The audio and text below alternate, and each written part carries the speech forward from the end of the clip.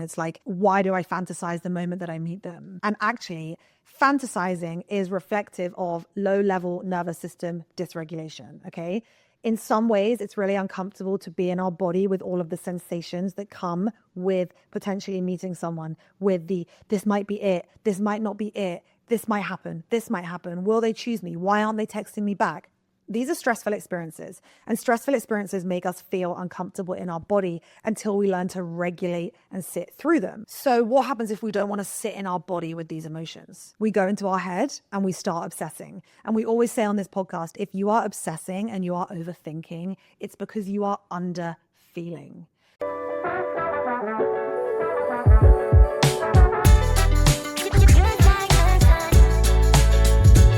Welcome to Healing Honeys, the podcast for girls with big dreams trying to balance it all. I'm Louise Rumball, serial entrepreneur, type A overachiever, healing girlie, and holistic wellness coach who also once got called the Jesus of modern dating. But let's get one thing straight. My healing era has never been calm. I'm talking savage dating stories, 20 cigarettes a day, daddy issues, an anxious attachment style, and an autoimmune disorder too.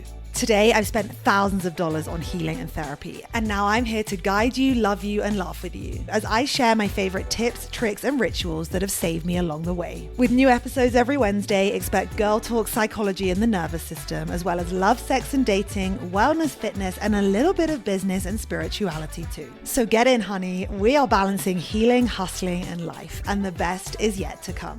And if you're looking for ad-free listening or my somatic healing subscription daily devotion, just head over to the show notes. Now, let's get into it. Welcome back to Healing Honeys. I'm your host, Louise Rumball. I'm so happy to have you here on this healing journey with me. Today is a hotline episode. We are going to get your questions answered. So you can submit your questions via voice note for a chance to be featured on the podcast. And today we are doing exactly that. I have a question from Ray. She wants to know why she's not anxiously attached all the time, but when it hits, it hits. So today we're going to be talking about why you can be a chill queen until someone comes on the scene. So first up, let's get into the voice note. Hi, Louise. I'm Ray, calling in from North Carolina in the U.S. I'm 32 years old and I've been single for a very long time. While I do genuinely enjoy my singleness and I'm living a very fulfilling life, I would love to meet someone who is a genuinely good and healthy man who I can connect with through humor. I've struggled so much with making these connections, so when I do meet a good man who I connect with, I latch on to them emotionally, and then I'm crushed when it doesn't work out, even if we're not dating and we're just friends. As soon as I get a glimpse of someone that it could work out with, I'm suddenly feeling those anxious attachment feelings, which is so opposite of my normal everyday feelings. I've listened to all of your anxious attachment podcasts, and I don't feel like an anxiously attached person on a normal basis. But when I meet someone who checks my boxes, then I'm terrified of losing them from my life. I'm sure there's something in my past that causes me to react this way, but do you have any thoughts or advice on how to hold my heart and emotions back? Okay.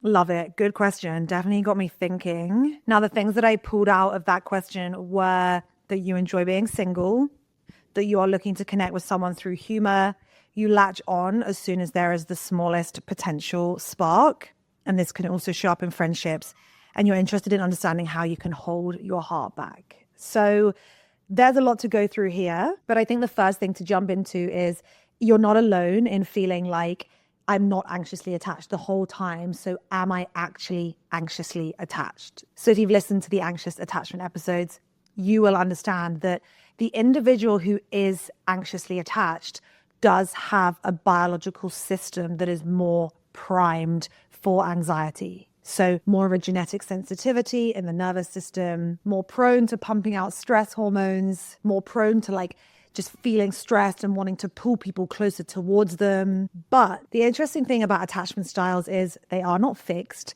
and you do not have the same attachment style with everyone in your life. So you could have a secure attachment with your friends, a secure attachment with your mother, an insecure, anxious attachment with people that you date and an avoidant attachment style with your dad. So that is one thing that is not spoken about, is that you can have different types of attachment with different people. So the first thing I would do is get you to look at the connection and the attachment style with your mum, with your dad, with your friends, and in relationships. Because I think it's interesting here how you said that this wound also shows up in friendships with you. So it might be that friends and dating is where something is being triggered more, but in potentially like familial relationships or in the workplace, in day-to-day life, like you said, you enjoy being single, you're doing pretty good. Of course, you would like to meet someone to elevate that experience, and that is also totally natural. So the first thing I would do is looking at the different attachment styles that you can have with different people. The next thing I would say is it's also okay to not be able to clearly define your attachment style into a box. We live in a world with nervous systems where we want to be able to say, I'm Louise, I'm this age, I'm this star sign, I'm this attachment style, because it gives our nervous system a sense of control. We like to say, I'm anxiously attached, so I can heal my anxious attachment and be happier.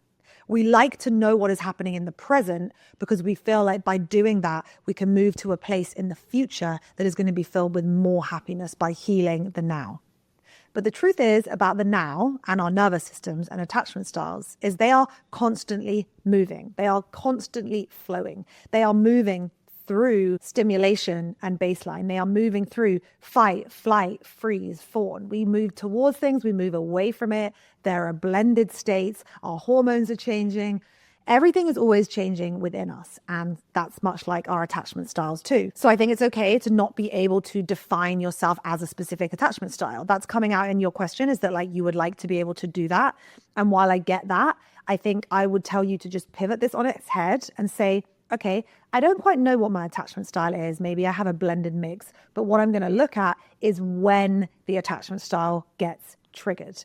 And for me, I call this a situational attachment style. So this is something when it doesn't maybe apply to you in day-to-day life, but something happens and then your attachment system is activated. So it's very normal for our attachment systems to be activated. And often that's why people think that they've healed their anxious attachment. But I say, you actually haven't healed your anxious attachment. You're just not dating. So there is no uncertainty. There is no threat. There is nothing that is potentially dangerous to your nervous system. So you feel secure and safe and stable in your body. But then the moment someone comes along, you realize, oh, holy shit, I am still anxiously attached. So if you were to be in that anxious attachment box, I would say that that is something that could be happening here, is that your day-to-day life just isn't very triggering. So you don't relate to some of the parts of the anxious attachment episodes because you're not anxious the whole time. You're not, stressing out the whole time and worrying about things. You are pretty secure and stable in your day-to-day life. But what I think is interesting here is when a potential partner arrives on the scene, and the word potential is really important here because you said that even the smallest thing happens and you can latch onto them. When a potential partner arrives on the scene, your nervous system is activated, your attachment system is activated, and there is some kind of threat. Because there is some kind of threat, that is why you are latching onto them. That is why you are saying, like, I need to get close to this person. I'm going to obsess over them. I'm going to fantasize about them. I'm going to try and hope that this time, this is it. This time, they are going to be the person for me. And you don't feel that in your day-to-day life. So it feels very confusing that this happens, but it's because that attachment system has been activated. The attachment system is our nervous system. So basically in day-to-day life, your nervous system is just not dysregulating in the way that it does when it comes into contact with the potential threat, the potential opportunity of love, of passion. So this is where I would go next on your story. I think the first thing is to ask, what is triggering that anxious attachment wounding? There will be a wound below the trigger. There will be a threat that you're either consciously or not consciously aware of. And the thing about the anxious attachment is that it can be rooted in so many different things. It can be rooted in the abandonment wound. It can be rooted in vulnerability. It can be rooted in disappointment. It can be rooted in rejection. And it can also be rooted in shame. So let's run through some of those. You connect with someone, there's a potential connection. And if you have some kind of abandonment wound, you might not even be aware of it. There can be unresolved fears below the surface that love is going to leave, or this person is going to take the emotional connection away from you. So I would look at your past relationships and see, is there a cycle of in any way being abandoned, being rejected, being broken up with? What was going on in childhood? Were both of your parents around? So that's where I would start, because below the surface, people often have these silent abandonment wounds, but they don't consciously connect with them on the outside. They're like, I'm not fucking scared if they abandon me. Like, I'm good in my day-to-day life. I'm good. Like you said, you're good, you're stable, you're safe in day-to-day life. But that's because sometimes it can be a subconscious wound that lives in our subconscious. So you have to ask yourself, what is the fear? Are you scared they're going to leave? Are you scared that they're going to abandon you? Vulnerability is an interesting one as well. So this is interesting because you said you want to connect with them through humor. Now, that's very natural, and it's really important that you laugh in a relationship. I think love and laughter are two things that have to go hand in hand together. But I just think it was interesting that you mentioned that in the voice note, because I would ask if that is how you are mainly connecting with someone, because humor is often used as a barrier, a protection mechanism from being emotionally available. Because if things are funny and you're laughing at things outside of yourself, you aren't having to focus on your internal experiences and sharing them and being vulnerable.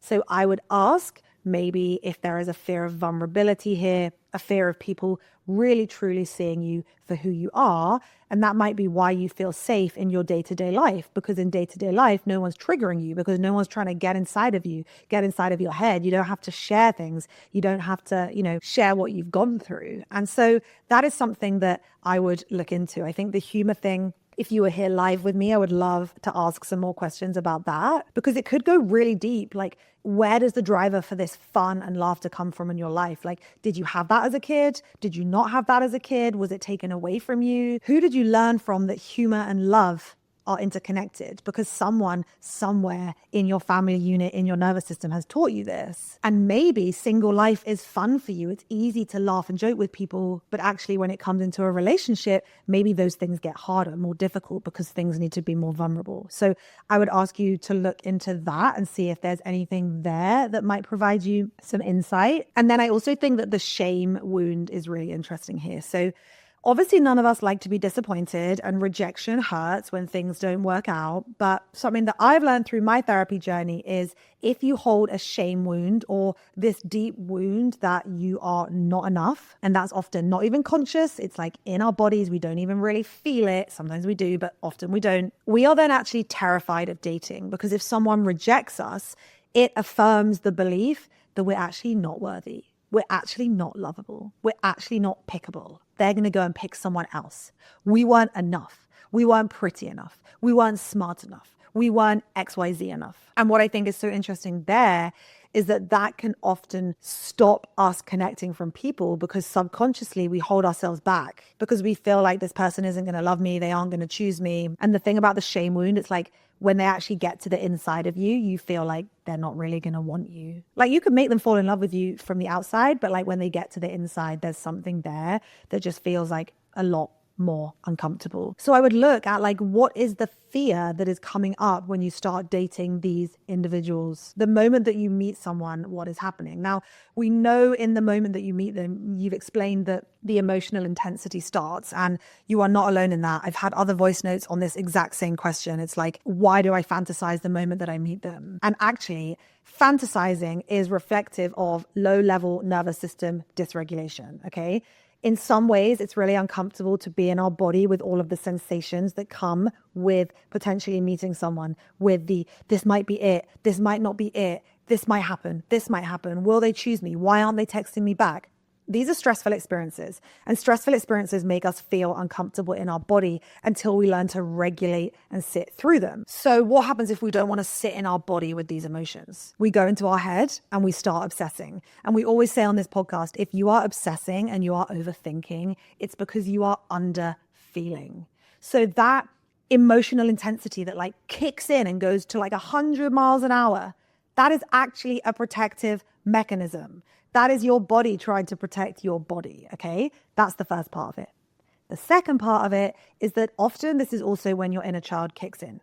The longing comes to the surface, like it awakens these deep-seated wounds in us that we didn't even know existed. And we've kept them suppressed our whole life.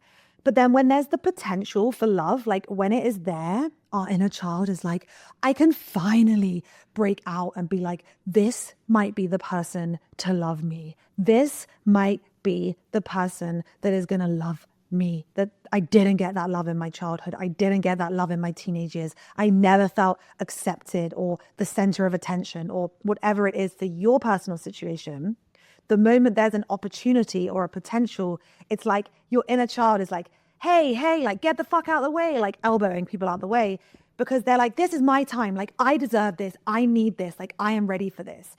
So you have to imagine you have this little inner child like stood at the outset of the situation that you're entering into. And the thing about our inner child, or really any inner child, is that like we act at the age that we got wounded. Like our amygdala like is holding on to memories of when we were that age. So if you think about like what happens when you tell a kid that they have some sweets, or if you look at kids today that are like so addicted to iPhones and iPads, like if you tell them like they want it, they want it, they want it. If you tell them you can't have the iPad, they have like a full blown fucking meltdown. Now, that is a whole different topic. But my point is if you imagine those kind of reactions as like a young kid, and then you look at your inner child coming to the surface when you're an adult, you can start to understand why this like emotional longing comes out. The third thing I would love to understand or for you to reflect on is like, how did you receive love from your parents in childhood? Was it copious and in abundance? And was it always there? And was it always consistent? Or did you have an emotionally unavailable parent, or two emotionally unavailable parents, or a lack of a parent, or a parent that was really busy all the time and wasn't there to emotionally attune to you? And did you become a child that didn't even know that you needed those things? But now as an adult, you connect with someone in the slightest friendship, relationship, and all of a sudden these things come flooding to the surface. I just think that connection is really, really important and interesting there as well. And I think the other important thing about this emotional intensity is understanding that it is a cocktail of biochemical drugs. Like you are flooded with hope and fantasy and biochemistry, hormones, cortisol, adrenaline, dopamine, serotonin, oxytocin, you name it. These things that you are feeling for these people, it's really not about them. And I'm sure that we have all had this. Like we can obsess over someone for years, literally years, or be heartbroken over someone that like didn't want to take us on a third date or like ghosted us or whatever. And then like 3 years later, we can look back and we can be like, oh, that actually really had nothing to do with them. That was like me and my wounds that person brought to the surface, and it really fucking hurt. But it wasn't actually about them at all. So the next time that you start like obsessing over someone and having this like big like emotional longing and the emotional intensity, I would go to the wound and work out what is the threat here, what is the trigger here, what is the fear here.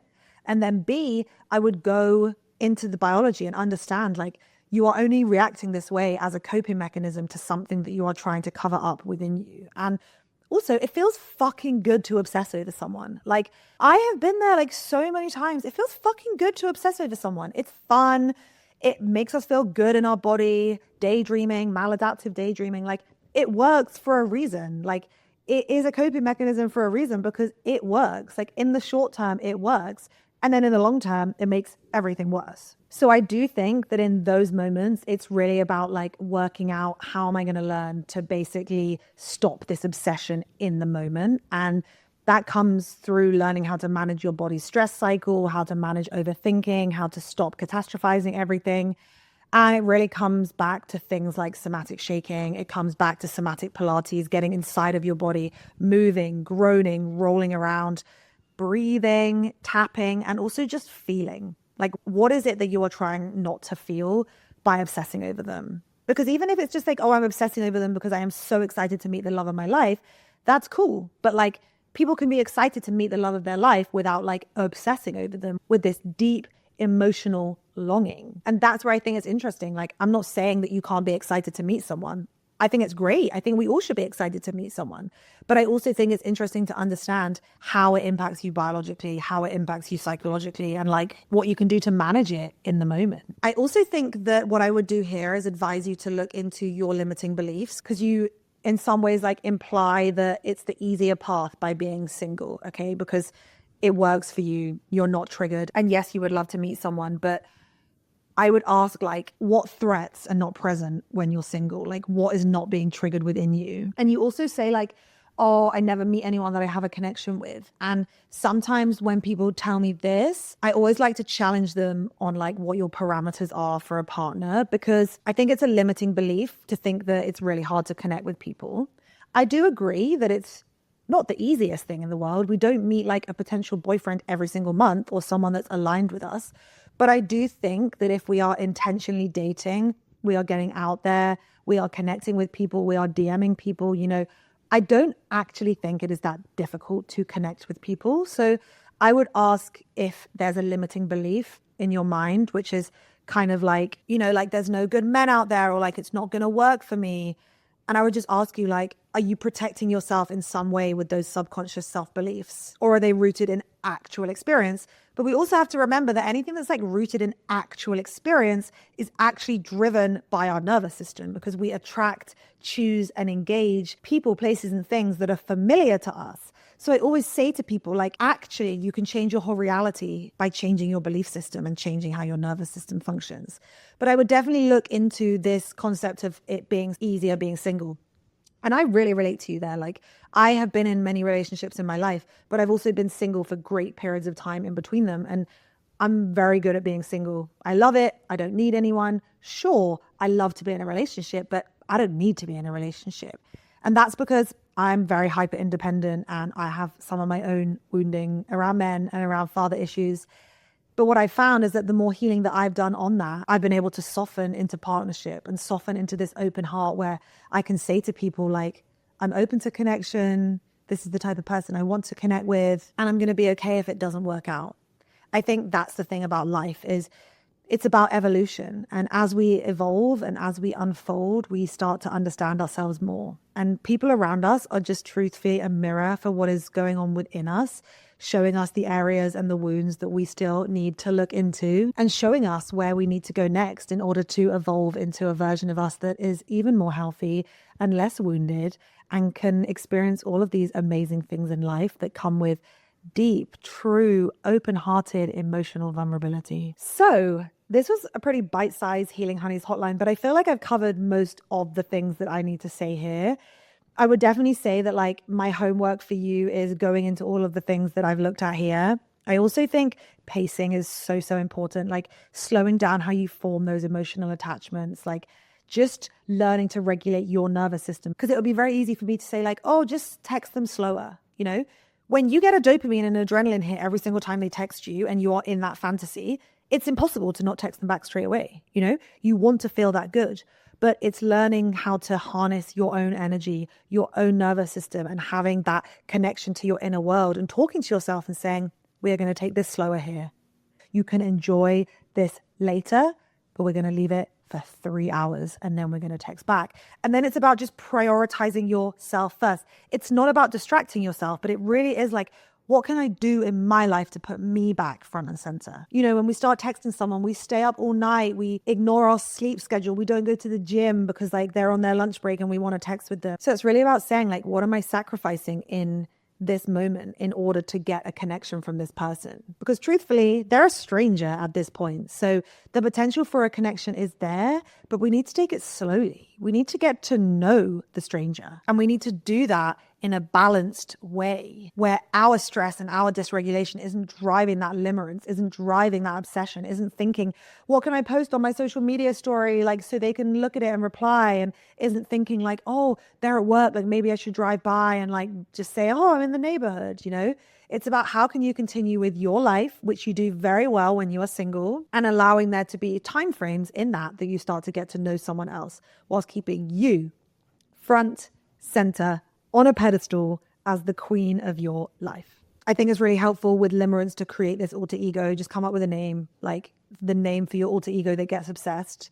And I think it's about also working with that inner child to work out, like, when you are crushed, when they reject you, what wound inside of you is building that into you being crushed? Because rejection hurts, right? Like, it's not easy. And I'm not sitting here saying like, oh, I never feel crushed when I get rejected. But ultimately, everyone else is just like experiencing life through the lens of their own programming and their own perception. And often, so much of the time, it's not even about you. It's just about their life and what's going on with them. And we do feel like, why am I not enough? Like, if I was enough, you would have chosen me. Like, it feels like a very real truth. But what I have realized through going on this journey is like, That's the shame wound. That is the I'm not enough wound. And when you start to heal that as well, you really start to just acknowledge it's cool. It didn't work out. Rejection is redirection. This person is going to teach me something, and it is going to take me on the journey to finding the right person for me, to learn the right lessons in this lifetime, to find what parts of us are armored and covered and shut down, to find out what parts of our lives have been developed as coping mechanisms. The humor, the overworking, the staying busy, whatever it is different for all of us. But most of all, acknowledging that healing is possible. Your person is out there. And I'm not saying that doing the healing is going to take you to them. That would be a very simplistic way of summarizing this episode. But I absolutely know that by going on this journey, it will open your heart to deeper, more vulnerable experiences that will be more fulfilling for you on a mind, body, and soul level. So that is all from today's Healing Honeys Hotline. Thank you so much for checking in with me. Please share this to social media if you enjoyed it. Please send it to a friend. Please like, follow, subscribe on Spotify, Apple Podcasts, or wherever you stream your podcasts. And if you are watching on YouTube, please like and subscribe as well. If you want to submit your Healing Honeys question, you can do that through the link in the show notes. And if you want to sign up to my somatic healing subscription to start actually doing the nervous system work